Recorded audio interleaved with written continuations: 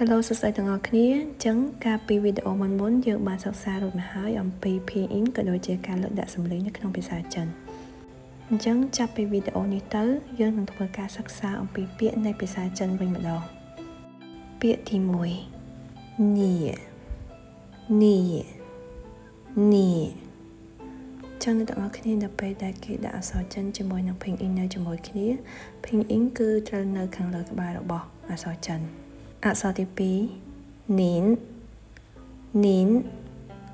អ្នកទាំងអស់គ្នាខ្ញុំចង់បញ្យល់បន្តិចតើតងនឹងនីហើយនឹងនីននេះគឺបកប្រែអ្នកដូចគ្នា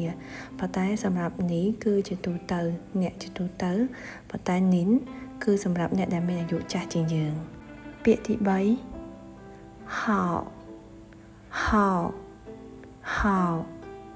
ចឹងសម្រាប់ពាក្យទី3នេះខ្ញុំចង់បញ្យល់អ្នកទាំងអស់គ្នាបន្តិចតកតងទៅនឹង拼音ដែលមានស្រៈតម្រួតអញ្ចឹងនៅក្នុងការដាក់សំឡេងទៅលើស្រៈបើសិនជាវាមានពីរបែបហ្នឹងតើយើងត្រូវដាក់ទៅលើស្រៈមួយណាអញ្ចឹងយើងរំលឹកមេរៀនថយក្រោយបន្តិចតកតងទៅនឹងស្រៈតូល